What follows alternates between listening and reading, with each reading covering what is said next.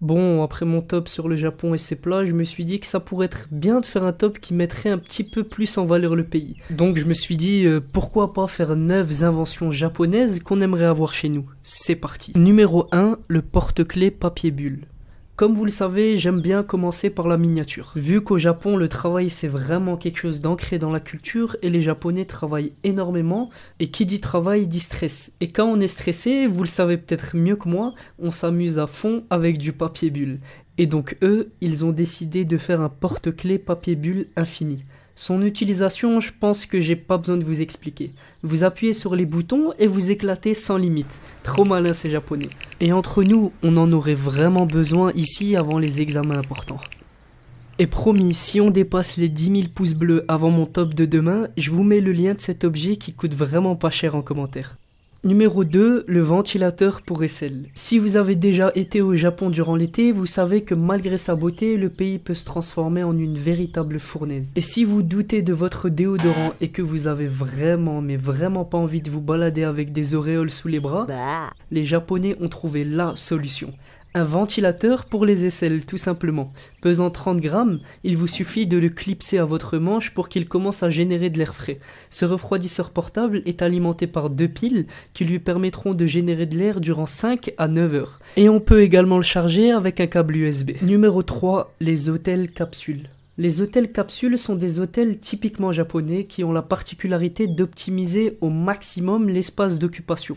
En gros, les chambres sont limitées à une cabine-lit. Bon, généralement ces hôtels ne sont que des hôtels de dépannage. Et les clients réguliers de l'hôtel capsule sont les japonais qui sont en quête d'endroits pour dormir après avoir manqué le dernier train ou si tous les hôtels sont complets. Et le prix des chambres, lui, n'est pas trop cher. 2000 à 4000 yens la nuit, soit 15 à 30 euros par nuit. Les japonaises, quant à elles, ne se rendent jamais dans ce genre d'hôtel qui est donc essentiellement fréquenté par des hommes. Mais certains directeurs d'hôtels proposent des quartiers séparés pour les hommes et les femmes. Ah oui, au fait, la famille, avant que j'oublie, j'ai un ami qui s'appelle On Doit Connaître. Ceux qui me suivent depuis longtemps doivent le connaître. On lui a supprimé sa chaîne et il revient avec des tops vraiment pas mal. Allez voir sa chaîne en description, je suis sûr que ça va vous plaire. Numéro 4, le ventilateur pour nouilles. Bon, même si c'est beaucoup plus rare pour nous, les Européens, de manger avec des baguettes, mais pour les quelques fois où on mange chinois, cette invention pourrait être très pratique. Le ventilateur de nourriture va vous permettre de ne pas attendre 10 minutes pour manger votre plat.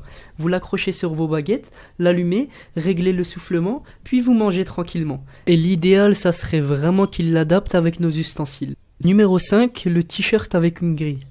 Je pense que vous savez comme c'est difficile de décrire exactement l'endroit où ça nous gratte dans le dos qu'on n'arrive pas à atteindre à nos amis.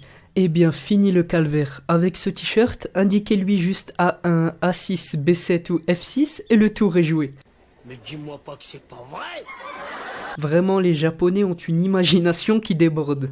Numéro 6, les canettes pour personnes non-voyantes. Le Japon est un pays très équipé quand il s'agit d'aider les handicapés ou personnes avec un handicap tels que les non-voyants. Là-bas, même les rampes des escaliers sont en braille. Et le prochain objet que je vais vous montrer est vraiment pas mal et utile. Pour les malvoyants, le Japon a décidé de faire des canettes avec le nom marqué en braille dessus. Le malvoyant passe tout simplement sa main sur la canette et reconnaît directement le nom de la marque. Numéro 7, les haut-parleurs publics. Comme on le sait, le Japon est un pays souvent touché par les tsunamis, tremblements de terre, etc. Eh bien, ce pays possède un système de haut-parleurs dans tout le pays qui est principalement utilisé lors des urgences. Dès qu'il arrive quelque chose, le peuple est alerté à travers ces baffes. Bon, ça peut aider à faire évacuer la foule, mais ça doit être difficile car s'il y a un attroupement de gens qui stressent, ça peut plus bloquer les sorties de secours et issues qu'autre chose. Numéro 8, la pantoufle tue-araignée. Bon, cette fois-ci, on est plus sur une invention un petit peu plus drôle. Pour ceux qui auraient peur des araignées et qui n'osent même pas s'approcher d'elles pour les tuer, les Japonais ont inventé un objet qui vous permettra de vous défendre à distance. La pantoufle tapette. Vous avez compris son utilisation, je pense. On saisit le bout du bâton et on tape le plus fort possible. Mais par contre, pour marcher, ça doit pas être très pratique. Numéro 9, la cravate parapluie. Pour le dernier, mettez-vous en situation. Vous avez un rendez-vous pour un job important à l'autre bout de la ville, vous vous êtes fait beau et avez mis votre plus beau costume, mais d'un coup, il commence à pleuvoir. Vous faites comment ? Les Japonais, eux, ont trouvé la solution, la cravate parapluie. Ils ont vraiment tout prévu pour n'importe quelle situation. Et un petit bonus, le numéro 10. Bon, aujourd'hui, j'avais envie de vous faire un petit cadeau. Vous avez toujours rêvé de pouvoir balancer des boules de feu comme Sangoku? Vous allez aimer ce nouveau sport japonais en réalité augmentée. Présenté à la Foire de Paris, l'entreprise porte le nom de Meleap. Ils sont japonais et proposent une expérience d'un tout nouveau genre, le sport en réalité augmentée. Imaginez juste, un jeu d'équipe où vous et vos coéquipiers êtes capables de balancer des boules de feu et dont l'objectif est de descendre les points de vie de l'équipe adverse. Bienvenue dans le futur, bienvenue dans le jeu Ado. Et d'après ses créateurs, cette invention est destinée à devenir le sport de la prochaine génération en utilisant les technologies numériques afin de pousser les gens à se déplacer. Bon, ça après, moi je suis pas trop d'accord, vu que le sport à la maison, surtout avec une console, je considère pas ça comme du sport. Enfin bref, mais comment s'utilise le jeu? Les options du jeu Ado sont assez complètes.